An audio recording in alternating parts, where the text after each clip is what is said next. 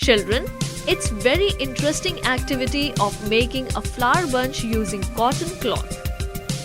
Material required: watercolors, cotton cloth piece, paintbrush. Method: fold any cotton cloth.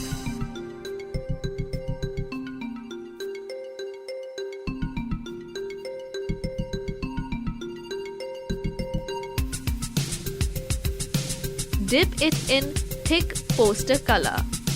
Press it gently on the space provided.